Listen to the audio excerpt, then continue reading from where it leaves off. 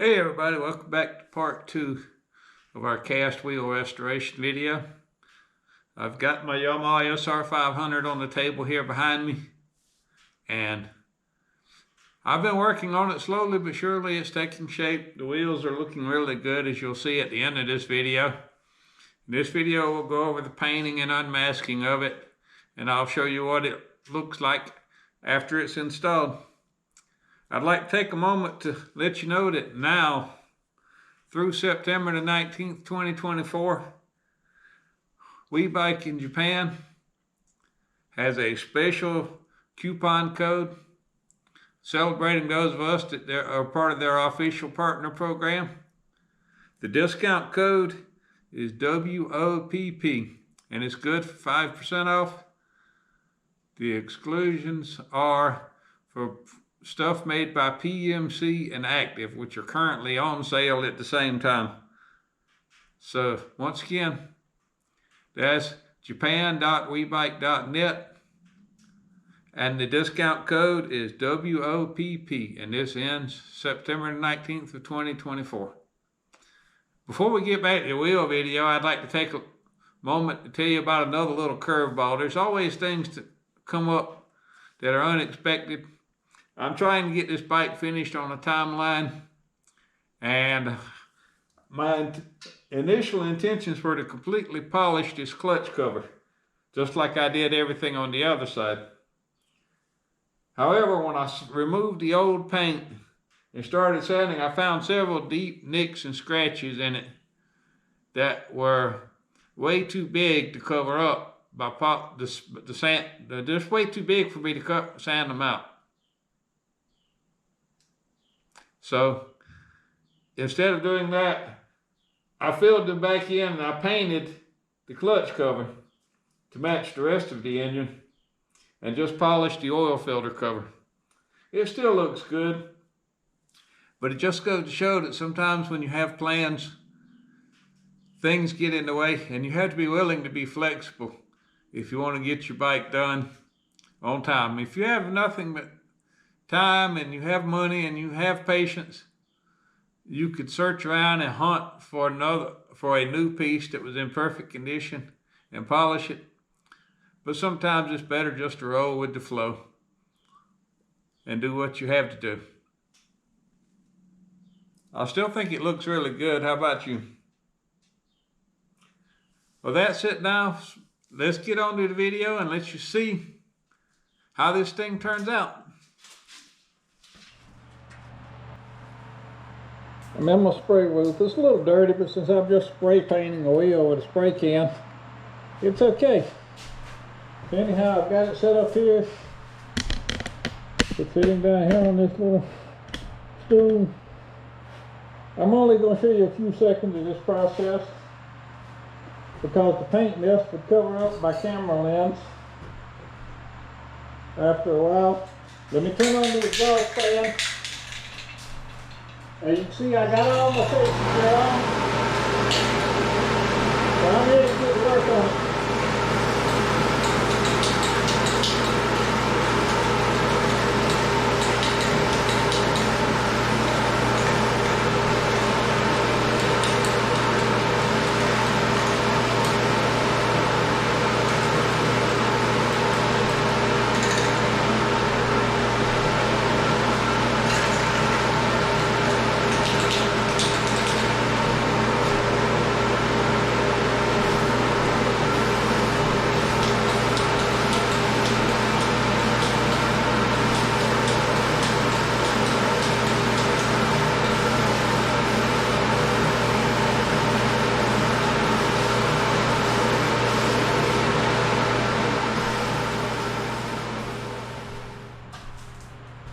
Okay everybody, this is it. I got the wheel painted. Got to let the paint dry. I'm just going to let it dry overnight. I'll come back tomorrow and unmask it, and we'll install it on the motorcycle.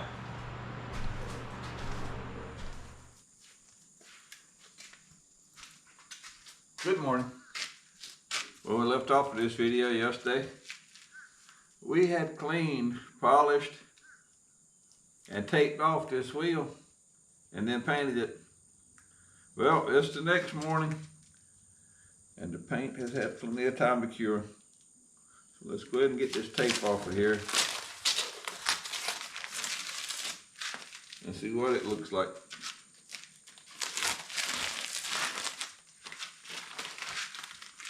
That's looking good so far. So I'm gonna bring you in a little closer.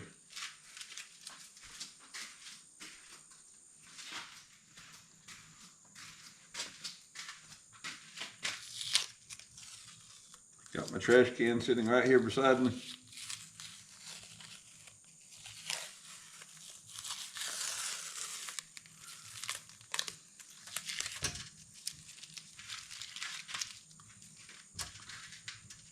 Got a couple little spots of bleed through that I'll polish back off by hand, but overall, very good so far.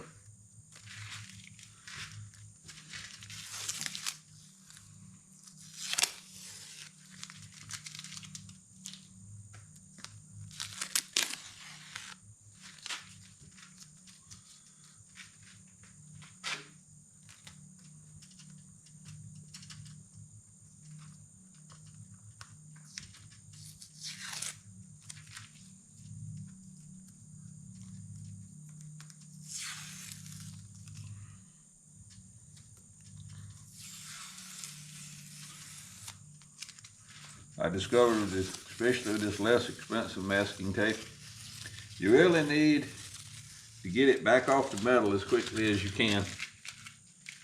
If you leave it on there too long, especially in the heat around here, it will become permanent.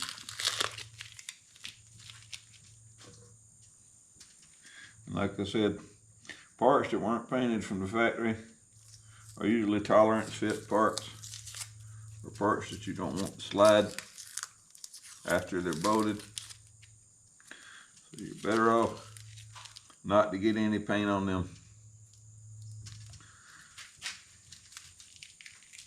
Which is why I take off these brake bolts, pads.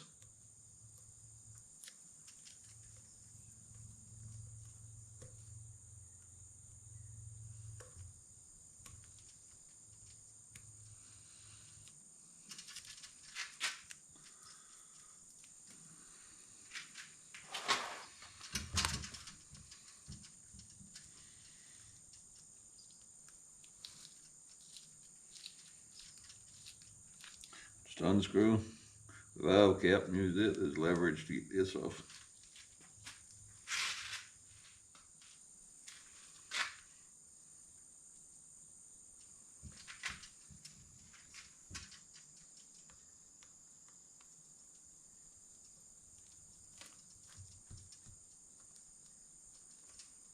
A little spot or two of tape, but once I get it all wiped off,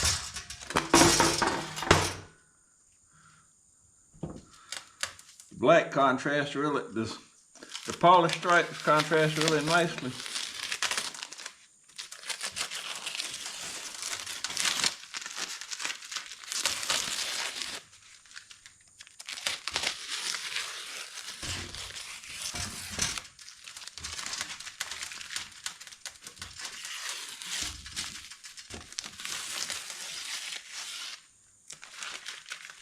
I taped this side in a different pattern. I actually taped the spokes off first, just to see if I could do it any better.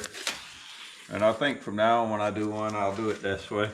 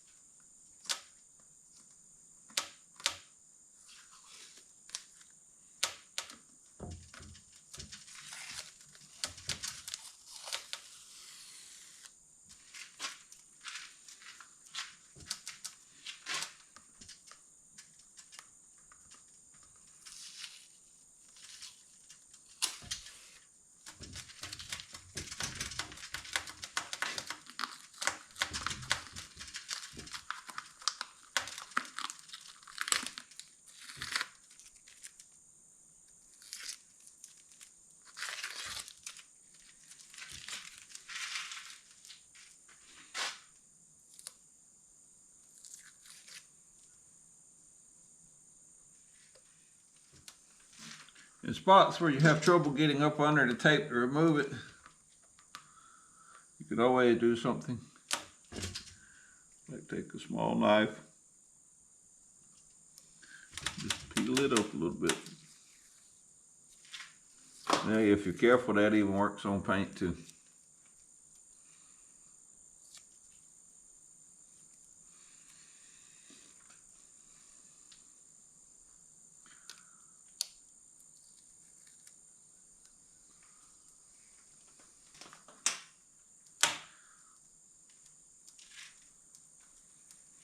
I'm going to very lightly wipe the edges just to get the fingerprints off.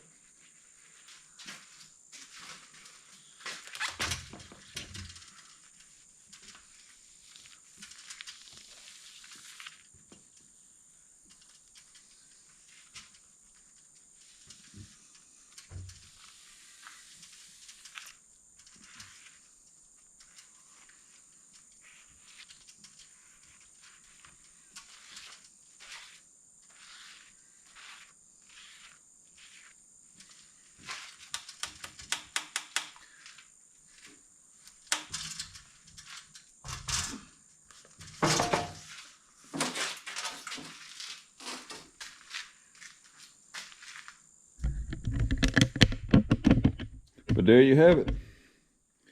The polished surfaces contrast very nicely to the black. There's still a few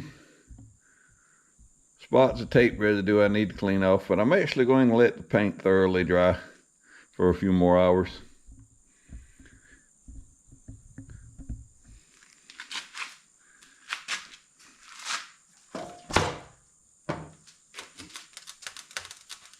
So in the meantime, let's gather up the hardware and get ready to install it. Okay, we got all the parts painted, cleaned up, unmasked. Have the brake disc here ready to go back on. We just set it into place. Everything's had several hours to dry really well. Put the hardware back on with the retainers.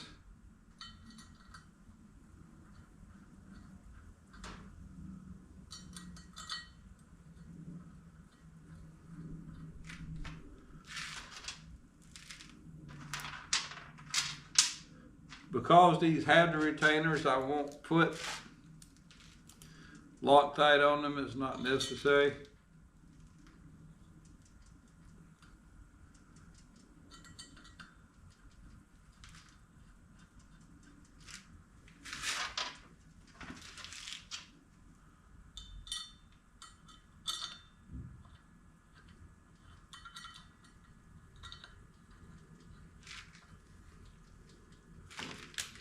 Run them in with this.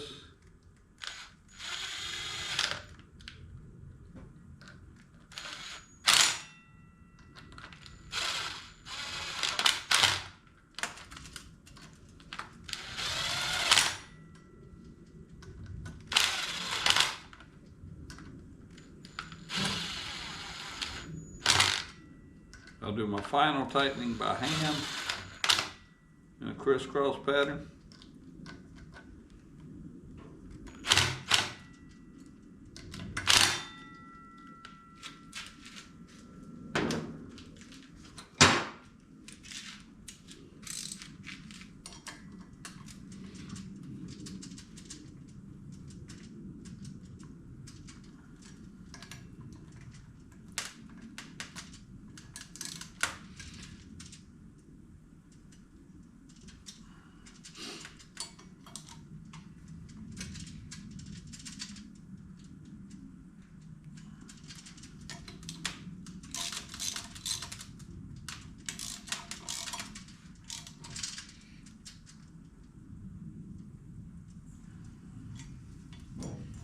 You really don't need to bear down on these excessively if you're not sure of what you're doing. Consult a factory service manual and use a torque wrench.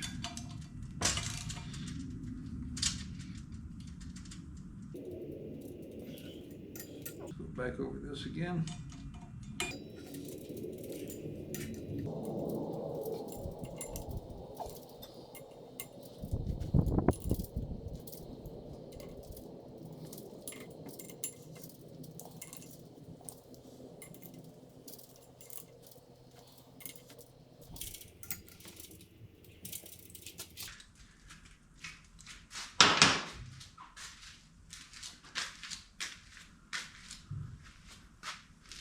All of those are in tight.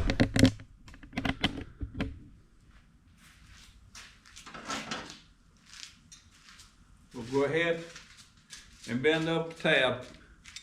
Now each of these locks have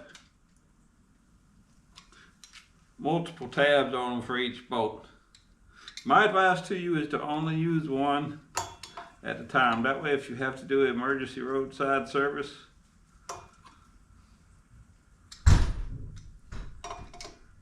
you still have a fresh, clean, unbroken, unbent tab to lock your nuts with, or your bolts.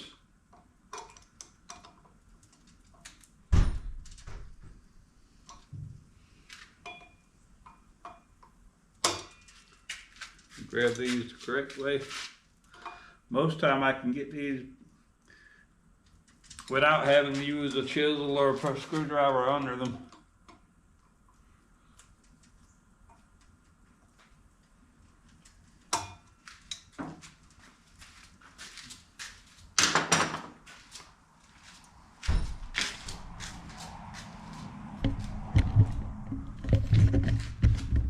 See, this is what I was talking about here on these tabs, the lock tabs.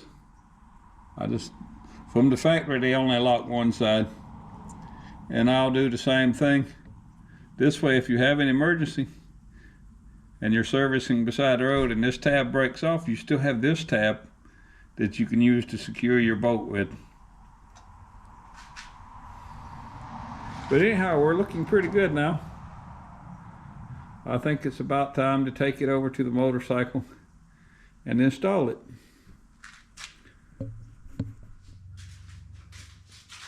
Okay, I didn't go step by step through installing the front wheel. I figure if you're in the mood to restore a front wheel or any mag wheel on a motorcycle, you already know how to remove it and install it. If not, please let me know in the comments, and next time I do one, I will detail the removal and installation process for whichever particular motorcycle I'm working on, because they're all different. I'll show you a few things on this one. Let me grab the camera and bring it around here with me. As you can see up close on this side, I've got the spacer in. There was this plastic cover that I didn't show when I was doing my disassembly. That is cleaned up good and placed on. We've got a new cotter pin in, the speedometer cable, and the speedometer drive is here. Everything is turning well. One of the things I really love, this gives me an opportunity to show you just how well this custom fender that I bought from WeBike works. I'll put a link to it in the description. It's a very tight fitting little fender, but it still has plenty of room underneath it. And it looks so much better than the giant rusty stock piece. One thing I will mention, because I do know that there are people who don't know things like this, and such people often come to YouTube for the answers. There are two different ways of installing cotter pins for a motorcycle. For example, the way that this pin is bent, this is what you do with a castle nut.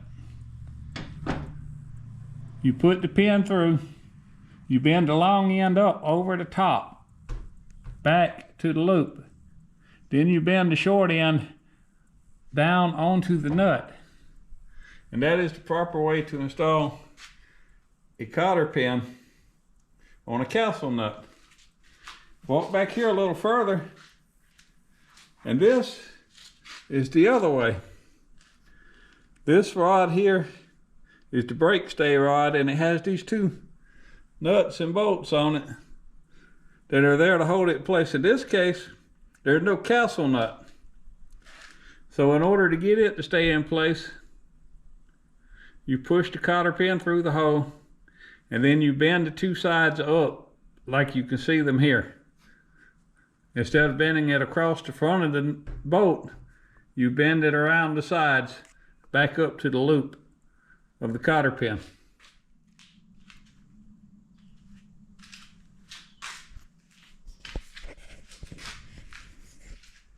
In addition to getting the wheels done and part of the wiring this past weekend, I also installed my new stainless steel chain guard. It's not a giant full coverage guard like the original, but I actually like the look. I'm going for a very minimalist style on this motorcycle.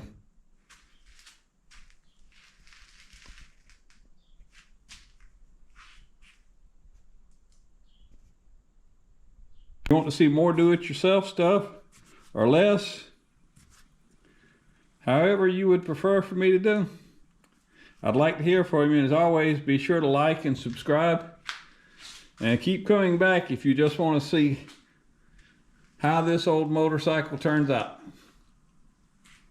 Until next time, keep riding, keep wrenching, and stay crazy.